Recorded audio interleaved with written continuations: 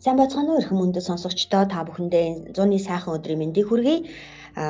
Сая бас чамгүй хүйтэн байлаа. Тэгээд дулаарсан учраас та бүхний маань бас өөрийгөө хөгжүүлэх шинэ зүйлийг сонсох өглөө эрт сайхан агаар талхангаа подкаст сонсох боломж чинь илүү болсон гэж найдаж байна. За ингээд Монголын бүтээмжийн төвөөс Монгол Улсад бүтээмжийн хөдөлгөөн үүсч өгчсөний 30 жилийн ойд зориулсан бүтээмж цуврал подкастын маань ээлжит дугаар та бүхний сонирт хүрэх гэж байна. Өнөөдөр студид маань бүтээмжийн төвийн эксперт Хишигдэлгэр маань ирсэн байгаа. Тэгээ бид хоёр бүтээмжийн хөдөлгөөн үүсч өгчсөний 30 жилийн хүндэтгэлийн чуулганы дараа нэг ярилцлага хийсэн тийм ээ. Тэгэхээр түүнээс хойш ямар үйл ажиллагаанууд хийгдэв. Түнчлэн он дуустал биднэрт бас хийх ажил зөндөө байгаа. Гэхдээ энэ нь зөвхөн бүтээмжийн төвийн ажил биш. Энэ нь яг Монгол Улсад бүтээмжийн хөдөлгөөнд оролцогч бүх талууд, байгууллага, мэргэжилтнүүд тийм ээ зөвлөхүүдийн оролцоо шаардлагатай учраас та бүхэндээ дахин сануулгах үүднээс өнөөдөр бид хоёр студид байгаамаа. За ашигээ тэгэхээр өмнөх дугаараас хойш бас хэдэн сар өнгөрлөө тийм ээ. Тэгэхээр энэ хооронд бид ямар зүйлийг амжуулав? Одоо яг дараагийн хийх ажил маань юу байгаа вэ? За нийт сонсогчдоо өдрийн мэнд хүргэе.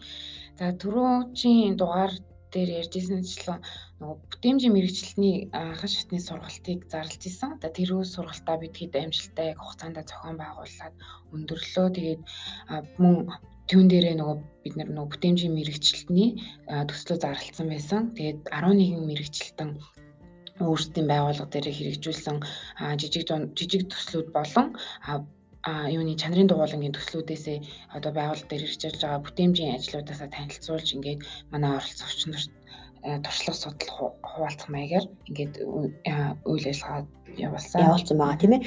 За тэгэхээр эхлээд саяны хэлсэн хоёр ажлынхаа эхнийхээ нэрээ хоёлаа тийм ээ. Тэгэхээр бүтээмжийн мэргэжилтний сургалтанд маань нийт хэдэн хүн хамрагдав тийм ээ. Ямар хэлбэрээр хийгдэв? Энэ ер нь бол бүтээмжийн мэргэжилтийн бэлтгэх анхан шатны сургалт маань вакуум хэлбэрээр явагддаг. Тэгээд 2 жил завсарлагдсан онлайнаар явагдаж байжгаад ковидын дараах анхны сургалт болсон. Тэгээд нийт 10 оролцсон сургалт болсон. Тэгээд мэдээж бас юуны ковидаас болоод маш тийм бүр ингээд хэрэгтэй хүлээлт үүссэн. Тэгээд нийт ер нь бол бид нар бас хугацаа бас тавчуу байсан. Тавчуу зарласнасаа болоод ер нь бол 20 хүн хамрагдана гэж төсөөлж ирснээс 12 хүн хамрагдсан.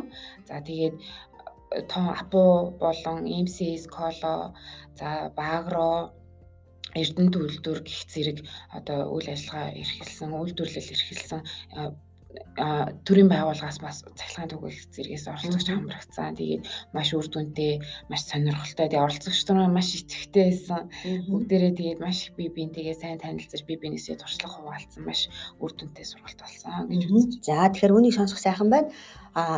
За мэдээч хэрэг сая засгийн газраас гарсан тийм ээ хэмнэлтийн гормын тулаарх тушаал шийдвэрч бас нөлөөлсөн байх. Гэхдээ ер нь бол яг чанартай 12 мундаг мэргэжилтнэр Монголын бүтээмж маань игнийгэд хэллээ. Энэ бол өөрөө бас үр дүн юм. Удахгүй энэ оныг дуустах дараагийн үйл ажиллагаануудад маань энэ шинээр мэргэжиж байгаа бүтээмжийн мэргэжилтнүүд маань бас оролцох байх гэж бодож байна тийм ээ.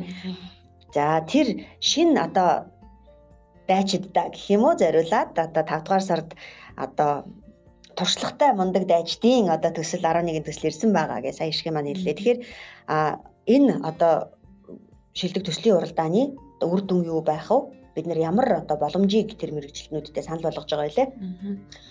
За энэ бидний зарласан бүтээмжийн мэргэжилтний төслүүд маань 12 сар уг нь бол 4 сарын 28 хүртэл аваад болохоор бүтээмжийн мэргэжилтний төсөл 4 сард аваад жижиг дунд үйлдвэрлэлийн төслийг 6 сард аваад за дижитал шилжилтийн төслийг 8 сард 22 оны 8 сард аваад за баталгаажсан бүтээмжийн мэргэжилтэн буюу Азийн бүтээмжийн байгууллагаар баталгаажсан бүтээмжийн мэргэжилтний төслүүдийг бас 9 сард авч байгаа.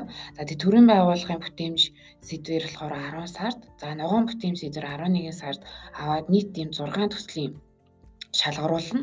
За тэгээд тус бүр 3 сая төгрөгийн гадаад сургалтанд явах эрхийн бичиг болон цом өргөмжлөл зэргээр ингээд шагнагдах ийм боломжтой байгаа. За тэгээд үүнийг шалгаруулах хугацаа маань 12 сард буюу манай 30 жилийн хүндэтгэлийн арга хэмжээнд дээр шалгаруулах төлөвлөгөөтэй байгаа. За тэгэхээр энийг хоёулаа дахиад задлаа. Тэгэхээр бүтээмжийн одоо шилдэг мэрэгжилтний одоо тийм ээ туршлага хуваах төсөлд 11 төсөл ирсэн байгаа гэсэн. Тэгэхээр энэ бол ер нь ямар чиглэлийн төслүүдээс илүү төлөвлөгөө ирсэн бэ? Илүү одоо ер нь бол яг нөгөө байгууллага нь бүтээмжийн одоо хөтөлбөрүүдийг хэрэгжүүлдэг. За тэгээд өөрөө нөгөө манай бүтээмжийн мэрэгжлийн сургалтанд суугаад сертификат гардаж аваад за өөрөө тэгээд гардаж одоо сургалтаа ажилчдуудаа идэвхжүүлэх сургалт орох. За тэгээд мөн жижиг төслүүд ихэвчлэн ер нь бол дандаа чанарын дугуулангийн ийм багийн төслүүд байсан. Чанарын дугуулангийн эрчим хүчний хэмнэлтээр бас байсан. За тэгэхээр олон салбарыг хамарч чадж байгаа бол энэ их сайхан байна тийм ээ. Яагаад гэвэл Монголын бүтээмжийн төвийн хувьд олон салбарт одоо үйл ажиллагаа хийж байгаа. Тэгэхээр сая гişгэ маань хэллээ. Сар болгон бид нар үргэлжлүүлээд одоо төслүүд одоо уралдааны зарлж байгаа. Тэгэхээр жижиг дунд үйлдвэрийн төсөл маань 6 сард гэж зарлагдсан байгаа. Тэгэхээр энд одоо хизээнээс ямар байгууллагууд яаж одоо материал юм ирүүлэх ёстой вэ? Энэ болохоор ер нь бол манай яг төслийнхаа материалыг ирүүлэх шалгуур маань юг нь яг адилхан. Яг сэдвэрээ л өөр болохоос. Тэгээд жижиг дунд үйлдвэрлэл эрхлэгчийн төсөл гэхээр одоо манай Монгол орн жижиг дунд үйлдвэрлэгч маш их хийж байгаа. Тэгээд түүнээс тэр жижиг бизнес нэг орхигдоод байдаг юм аюултай нэг жижиг учраас тэгээд тэрийг үйл ажиллагаагаа сайжруулсан тий илүү их ахисан иймэрхүү байдлаар төсөл хэрэгжүүлсэн байх юм бол яг жижиг гэд орхигдох биш илүү үйл ажиллагааг нь томруулсан тий илүү сайжруулах ийм ажлуудыг хийсэн байвал боломжтой төслөө шалгах боломжтой. За тэгэхээр энэ ямар хэлбэрээр ирүүлэх вүлээ? Одоо хэвлэмэл бичвэрээр ирүүлэх үү? Одоо видео байх уу? Фото байх уу? Одоо ямиг яаж мэдэх вэ? Тэгэхээр манай энэ уралдаануудын талаар мэдээлэл авчихсан яаж оролцох юм болоо гэж бодож байгаа сонсогчид байхыг бас үгүйсэхгүй юм. Тэр бүтээмжийн мэрэгчлэнүүдтэй чи нэг чиглэсэн одоо зөвлөмж өгөөч. За ер нь бол ямар ч хэлбэрээр байж болно. Гэхдээ бид нар нөгөө нэг хүмүүст үзүүлэх учраас одоо файлаар та бүхэн софтверт бас ирүүлж болно. Тэгээд бичлэг хийгээд яах юм бол илүү давуу болж ирж байгаа. Яг илүү ойлгомжтой хүмүүст үзүүлэх тэгээ шалгаруулалтанд дараа ч гэсэн бас ингэж хүмүүст таниулж мэдүүлэхэд илүү ойлгомжтой байдлаар тэр нь бол давуу болж байна. Заавал бас биш. Заавал бичлэг байх албагүй. За нөгөө нэг яг гол нь түн дээрээ хэрэгж агуулга нь яг жижиг дунд үйлдвэрлэгчээ тохирч явах хэрэгтэй. За тэгээд одоо сургалт орсон хугацаа маань бас заагдаж өгсөн байгаа. За тэгээд мөн төслүүдээсээ хэрэгжүүлсэн ажлуудынхаа үр дүнг нь яг өмнө ямар байсан дараа тийм харьцуулж гаргасан байх. Тэгэхээр энэ уралдаануудад ирүүлэх материалын маань одоо тухай зааварчилгаа тийм ээ дэлгэрэнгүй удирдамж маань одоо манай Facebook вебсайт дээр байгаа. Тэгэхээр чи сая вебсайт гэдээ дурдлаа тийм ээ тэрийг хоёлаас дахиад нэг хэлээд өгье. Өөрөөр хэлбэл Монгол Улсад бүтээмжийн хөдөлгөөн үүсний 30 жилийн ойд зориулсан ялангуяа бүтээмжийн хөдөлгөөнийг өөрийг нь сурталчлах чиглэлийн ажлууд бид нэр зөндөө хийж байгаа тийм ээ. Нэг нь мэдээж хэрэг одоо та бид ингээд яриад сонсоод сууж байгаа подкаст маань байна. Бас веб хуудас одоо шинжилээд тэр дотор хамгийн их олон хэлбэрээр салбараар мэдээлэл өгдөг болсон тийм ээ. Одоо яг энэ шилдэг бүтээмжийн мэргэжлүүдийн маань туршлагууд тэнд бүгд байрлаж байгаа. Байгууллагуудын тэргуун туршлагууд байрлаж байгаа тийм ээ. Тэгэхээр одоо эдгээр маань бас тийшээ орно зөв. Одоо яг шалгарсан одоо төслүүд маань энэ 6 төсөл тэгээд ер нь бол ингээд бас нөгөө бүтээмжийн тэргуун туршлагын төслүүд маань бүгдээрээ вебсайтн дээр маань яг нөгөө байгууллагынхаа нэртэй за видео бичлэг байх юм бол видеотой тэгээд тайлантайгаа ингээд яг байршаад байж байна гэсэн. За тэгэхээр эрхэм сонсогч танд одоо дахиад сануулхад энэ бүхэн бол ерөөсөө Монгол улсын эдийн засагт хувь нэмрээ оруулах бүтээмжийн хөдөлгөөнийг одоо өрнүүлж түүгээрээ дамжуулаад тийм ээ Монголынхоо одоо байгууллагууд одоо жижиг дунд үйлдвэрлэлийг одоо дэмжих зорилгоор бид хийж байгаа ажил шүү. Тийм учраас та бүхэн вебсайтыг ингээд дахин яриад байгааг бас зөвөр ойлгоорой.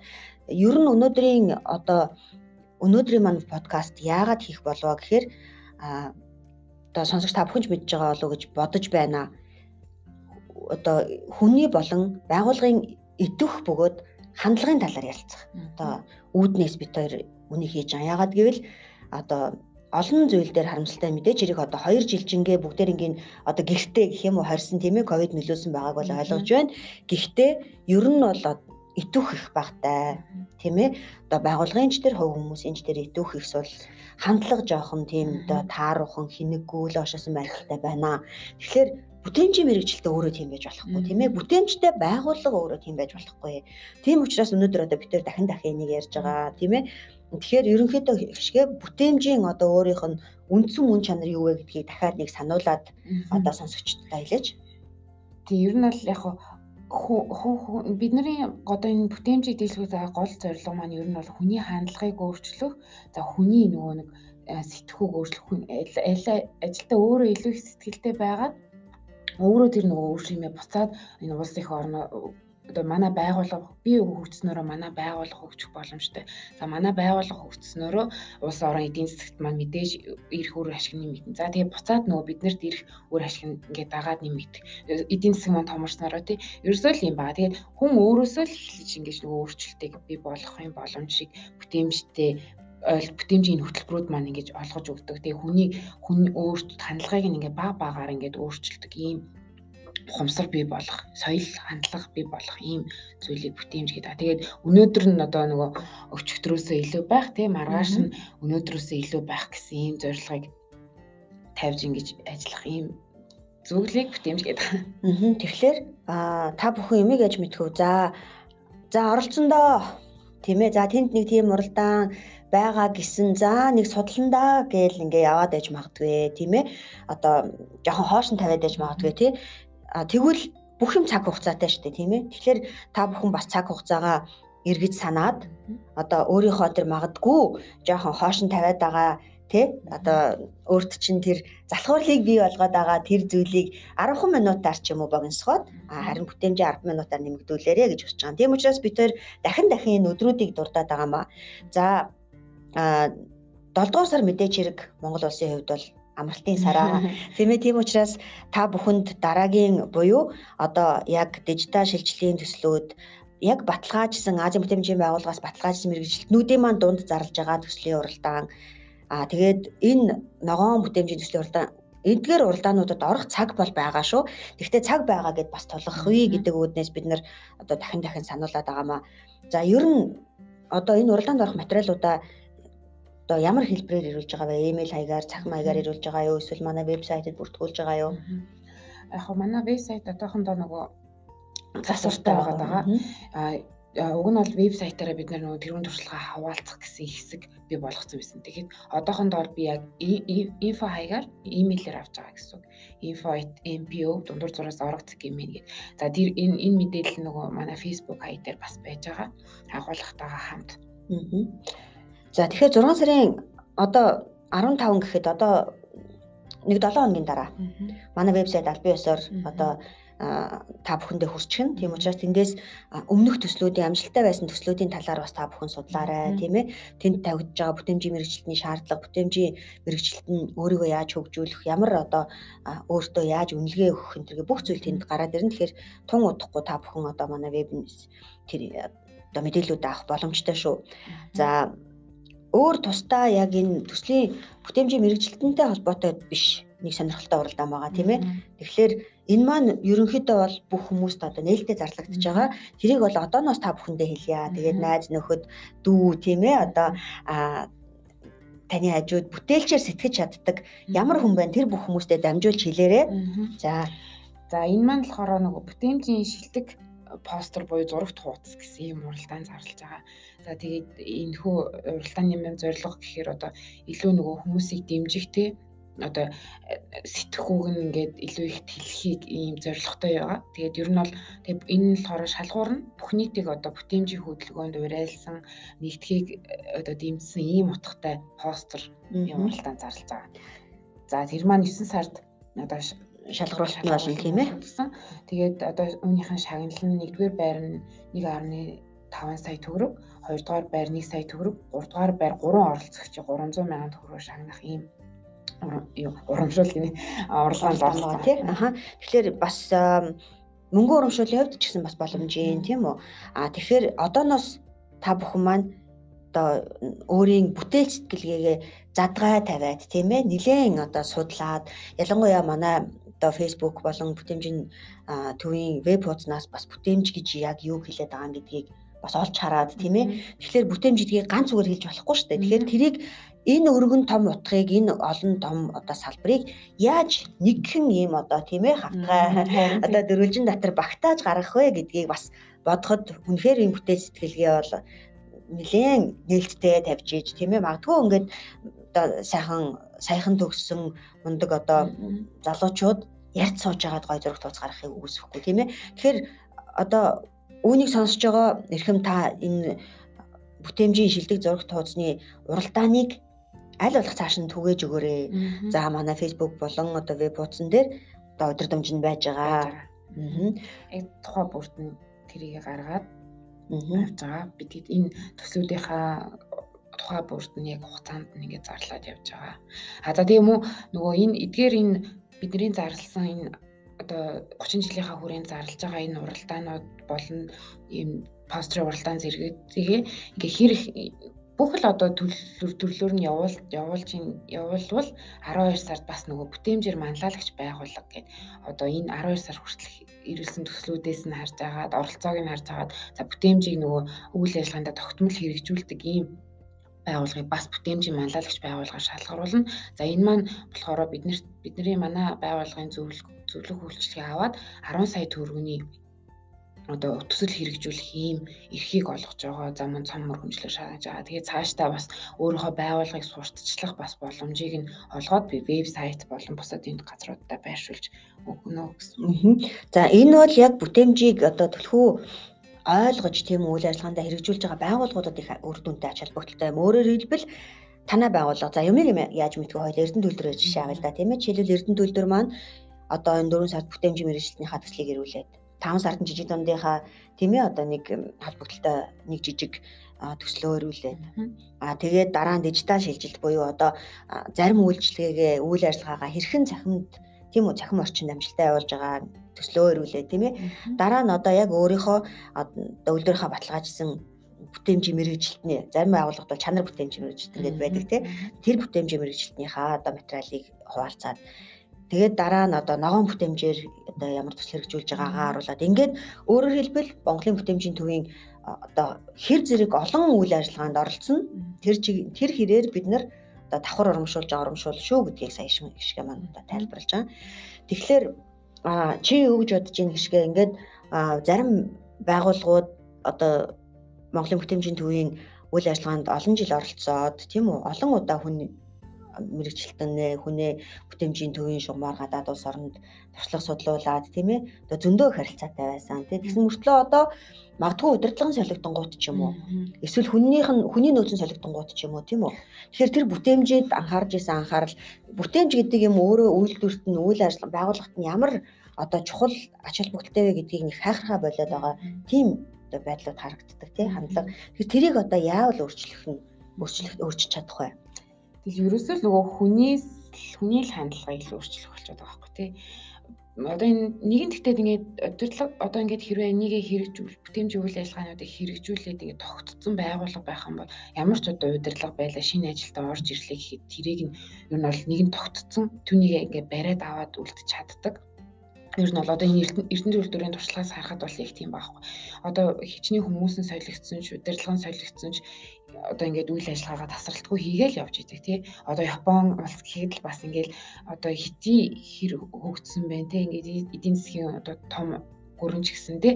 Одоо бүх байгууллага одоо цэцэрлэгээс нь эхлээл бүгд л энэ бүтээмжийн үйл ажиллагаануудаа ингээд хэрэгжүүлээл явдаг хөтөлбөрүүдээ тий.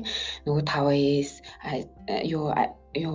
хандлага чанарын луулна. Тингийн л одоо ингээд хаач ингээд орхитгүй нэгэнт одоо тэр түүндээ үрс. Тэгэхээр нөгөө хүн нь өөрөө тийм ухамсартай соёлтой байхаар одоо тийх өөрчлөх боломжгүй болчиход бүгд л яг тэрийгээ дагаал явдаг. Тэгэхээр одоо энэ бол манай улсын гэх юм уу да харамсалтай нэг жишээ байгаа даа л да тийм ээ. Тэгэхээр удирдлага эренгууд за наа чи ямар хэрэгтэй ингэж чанддаг ч юм уу тий. Тэгэхээр энийг одоо ойлгуулах тийм үү энийг зөв ойлгох өөрөөр хэлбэл энэ бүтээмж гэдэг юм чинь өөрөө яг тэр танай байгууллагыг чадахжуулж байгаа нэг одоо бас хэрэгсэл шүү дээ гэдгийг ойлгуулах үднээс бид нар энэ бүтээмжийн хөдөлгөөний сурталчилгаа өөрийг нь бүтээмжийн хөдөлгөөний сурталчлах гэдэг юмыг таниулах гэдэг юмыг хийдгээ. Тийм учраас одоо дараачийн үйл ажиллагаанд маань идэвхтэй оролцоод магадгүй таны ажлыг ойлгохгүй байгаа. Одоо жишээлбэл одоо битүүрийн яриаг сонсож байгаа бүтээмжийн мэргэжилтэн байгаад удирдлага нь бас ойлгохгүй тийм ээ байгаа тохиолдолд бас бид нартай шууд уулзалт хийж, ярилцлага хийж удирдлагатай чинь тийм ээ зөвлөгөө өгч болно шүү. Болно. Одоо нөгөө ойлгохгүй байгаа удирдлага байлаа гэхэд бид нартай хийгээд одоо ингээд манай энэ одоо энэ бүтээмжийн хэрэгжүүлж байгаа байгууллагуудын туршлагаас хараад нэр энэ чинь ингэж болох байсан юм биш үү? Яг нөгөө юмаа харж чадахгүй байх магадaltaй ингэж харах болох байсан юм биш үү? Ийм амархан байсан юм биш үү гэж ойлголт бид нартай зөвлөлтөө бас ингэж ойлголт бас авч болно. Яг нөгөө ойлголт авах хэмжээний танилцуулах юм сургалт бас бид нэр хийж болно. Тэгээ та өөрөө хэрвээ нөгөө одоо ингээд тайлбарлаж чадахгүй, ойлгуулж чадахгүй бол бас бид нарт ингэж хандаж болно. Сая л гэхэд нөгөө манай бүтээмжийн мэргэжилтнүүд маань угаасаа ингээл ийм зүйл байж идэв штэ гэл одоо бид нар ингээл хичнээн ийм сураал ийм гоё юм зүйл сурчлаа гэл очиод хэрэгжүүлээ гэхээр ойлгохгүй тэд нар бид нартай яг харилцаанд ороогүй болохоор ойлгохгүй ийм зүйлсүүд гардаг гэх. Тэгэхээр мэдээж удирдлагын манлайл маш чухал байгууллага дээр хичнээн үйл ажиллагаа сайжруулах гэдэг. Удирдлага хаашаа чиглүүлнэ бид нар тийшээ л явах учраас тэгэхээр удирдлагатаа бас ингэж ийм ойлголтыг өгч өгөх боломжтой. Тэгэхээр бүтээмжийн хөдөлгөөн өөрөө Монгол улсын эдийн засагт одоо урт удаан хугацаанд үзүүлэх их одоо эерэг давуу тал байгаа гэдгийг ойлгох тийм ээ. Өнөөдрийн байдлаар ихэд 30 жил бүтээмжийн хөдөлгөөнийг Монгол улс төрнүүлээд олон байгууллага өөрсдийнхөө бүтээмжийг дэвшлүүлээд үр ашиг нэмэгдсэн явж байгаа шүү дээ эдийн засгийн. Тэгэхээр тэр үүднээсээ цугларсан ариун их туршлага байгаа шүү. Энийг та бүхэн бод цаашаа хуваалцаарай тийм ээ. Тийм. Уусвал бидний нөгөө гол зорилго маань бүтээмжийг бүх нийтийн хүртэл болгох гэсэн юм зорилготой ажилладаг. Ингэснээрээ л улс орныхоо эдийн засгийг хөгжүүлэх гээд байгаа юм зорилготой ажилладаг. Тэгэхээр одоо түрүүний хэлсэнчлэн одоо жоохон хүний болон байгууллагын хандлага тийм ээ одоо жишээлбэл одоо нэг жоохон үл ошоох тийм үү. За ялгүй тийм хувь хүн дээр болохоор жоохон хойргошил энэ төр. Тэгэхээр одоо дэлхийн өдөөгдийн хүн болгон хэлээд байгаа зү цаг хугацаа арай дэндүү урд яваад байна гэж сонсогдож байна уу чамд олон удаа. Надад ч зэг санагдаж байгаа. Тийм тэгэхээр хүн болгон хүүшийн цаг хугацаа чи ямар хурдан юм бэ? Саяхан нэгдэх болж исэн биз дээ өнөөдөр 5 дахь болсон байна гэдэг яриа та ингээ годомжинд хараад таанаас сонсон тийм үү? Тэгвэл тэр ингээд эргээд хойноос нь барьж авч чадахгүй тэр цаг хугацааг жоохон ч гэсэн бүтээмжтэй болгоосай гэж одоо та бүхэндээ одоо хүсэх байна. Тэгэхээр саяхан одоо манай бүтээмжийн төвийн өнгөрсөн саруудын одоо сонин маань гарсан байгаа. Тэгэхээр тэрийг бас Facebook болон веб-ууданд оруулсан байгаа тийм. Тэгэхээр тэндээс бид нар бас судалж агаад өөрийн цагийг бүтээмжтэй байлгая гэдээ бас нэг мэдээ бэлтгэж оруулсан л та. Тэрийг судалж хахад хүн ингээд 70 настай гэж үзвэл ерөөсөө амьдралынхаа 3/1-ийг буюу дунджаар 25 жилийг нь унтаж өнгөрүүлдэг тийм ээ. За тэгээд тэрнээсээ одоо яг ажиллах хөдөлмөрийн чадвартай офисын ажилтан амьдралынхаа туршид бүрээс яг тасралтгүй 5 жилийг ерөөсөө шинэний ард суугаад өнгөрүүлдэг тийм үү. Тэгээд хүн одоо амьдралынхаа туршид 40 тонн хоол иддэг тийм ээ. Өөрөөр хэлбэл өдөрт одоо өдөр болгон одоо 3 цаг ингээд ямар нэгэн байдлаар юу гэдэг үйл ажиллагаа идэвхтэй үйл ажиллагаанаас ингээд алс өнгөрөөдөг байна л да. Тэгээл нэг амьдралынхаа тэр 70 жилийнхаа 2 жилийг нь зөвхөн ингээд зурагт юм уу реклам харж өнгөрөөдөг байгаа юм л да. Энэ бол ингээд дундаж хүний наслалтаар тооцсон зүйл байгаа байхгүй юу. За тэгээд одоо мэдээж хэрэг ариун цэврийн өрөөнд тэ хэдэн жилээ өнгөрүүлж байна. Ингээд бодохоор тэгэхээр тэдгээрийн зарим нь жишээлбэл ерөөсөө л амьдралынхаа бүхэл бүтэн одоо 2 жилийг зүгээр л реклам ингээл зурагтын удирдлага бариад реклам харахад зориулж өнгөрөөсөн бол тэрийг 2 жил биш нэг ядаж жил хагас болгоод тийм үү хагас жилийг нь 6 сарыг нь илүү одоо бүтээлтэй тийм ээ байгальдаар бусдад одоо эрэг сайн нөлөө үзүүлэх үс тийм болгож өөрчлөөсэй гэж одоо бид нэр хүсэж байгаа шүү. Тийм угаасаа одоо энэ манай бүтээмжийн гол зорилго маань угаасаа л тийм шүү дээ. Цаана би одоо өнөөдөр хийх ажлынхаа 2 цагт нь ингээд яг бүтээмжтэй яг үр дүнтэй ажиллаад тэр хайр нөгөө ингээд стресстэй л ажил маань болохгүй бай. Тэгэл нөгөө ажил дээрээ сунж ажилтаад энийг арилгах боломжтой байхгүй тий очиод гэр бүлтэйгээ байх сайхан алтан цагаа илүү их гарах боломжтой бүтээмжтэй ажилласнараа би одоо ингээд өөрөө яг ингээд алдаагүй ингээд алдаагаа нэг алдсан бол түүнийгээ давтахгүй арилгадаг ийм ухамсартай байх юм бол бид бид нар бас нөгөө илүү аз жаргалтай тий илүү их хөгжих юм боломжтой байдаг. Тэгэхээр жирийн яагаад офис гэвэл одоо манай бүтээмжийн төв бас ингээд офисын үйл ажиллагаатай тийм ээ. Тэгэхээр бид нар мэдээж хэрэг одоо өглөөний одоо 9 цагаас оройн 6 цаг хүртэл Монгол улсад бүтээмжийн хөдөлгөөнийг яаж дэмжих вэ? Энэ бүтээмжээ нэмэгдүүлээд эдийн засгт одоо хувь нэмрээ оруулах гэж байгаа байгууллагуудаа яаж дэмжих вэ тийм ээ. Тэгэл одоо Азийн бүтээмжийн төвөөс ямар дэмжлэг авч тэрийгэ Монголынхоо байгууллагуудад өгөх гэж суудаг шүү дээ тийм ээ. Тэгэхээр энэ одоо үйл ажиллагаанд нэгэнтэй л одоо нэгэн зүгт хамтарч ажиллаж байгаа учраас та бүхэн бас өөрсдийнхөө хандлага тийм ээ өөрсдийнхөө одоо тэр зүрх сэтгэлийг бас илүү бүтээмжтэй байхад одоо зориулаарэ гэж одоо хүсэж байна. За ингээд дахиад сануулхад 12 сард бид нэр одоо өнгөрсөн жилийн 9 сараас хойш хийж байгаа тийм ээ. Одоо бүх ажлуудаа Монгол Улсад бүтээмжийн хөдөлгөөн үүсгэсэн 30 жилийн зориулсан бүх үйл ажиллагаануудаа нэгтгээд одоо хаалтын тийм ээ томоохон үйл ажиллагааг зохион байгуулна. Тэгэхээр тэнд бол одоо их олон одоо салбарын гэх юм уу зочид ирэх байгаа тийм маш олон салбарын одоо 30 жил бид нартай хамтарч ажилласан байгууллагууд төрийн байгууллага тий бүх салбарын үйлдвэрлэл үйлчилгээ бүх салбарын байгууллагуудын маань хүндтэй зочид маань хүрэлцэн ирнэ. За тийм үү бидний нөгөө бүтээмжийн мэргэжилтнүүд маань бид сая 853 дахь бүтээмжийн мэргэжилтний бэлтгэж дуусгасан байгаа. Тэдгээрээс бас төлөөллүүд маань ирэх юм боломжтой. Тэгээ маш олон хүмүүс одоо хүрэлцэн ирж биднэрт одоо баяр хүрэх юм үйл ажиллагаанд оролцоно гэж үзэж байгаа. За тэгэхээр одоо энэ бол зүгээр ганцхан Монголын бүтээмжийн төвийн ажил биш.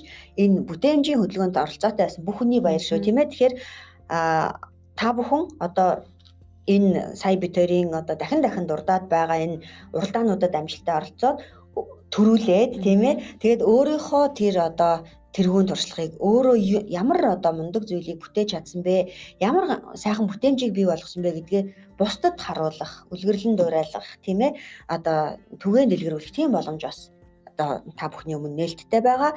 Ингээд цагаа одоо сайхан ашиглаарай. Одоо аль болох хоошоо суулгүйгээр одоо бүтээмжээ улам нэмэгдүүлээд уралдаануудад амжилттай оролцоод бас шагнал аваад тэгээд одоо өөрийгөө тий сурталчлан таниулаад бүгдээрээ хамтдаа Монгол улсынхаа эдийн засгийн хөгжилд одоо гар гараасаа хөтөлцөөд сайхан хувь нэмрийг оруулъя гэж одоо уриалаад та бүхэнд өнөөдрийн нэвтрүүлгээ дуусгаж байна. За тэгээд гიშгэдээ баярлалаа. За тэгээд гიშгэ маань тун удахгүй та бүхэнтэйгээ олон одоо энэ уралдааны чинь талаар заавар зөвлөгөө өгч уулзах болно. За ингээд та бүхэн өдрийг сайхан өнгөрүүлээрэ. Удахгүй уулзъя баяртай. Баяртай.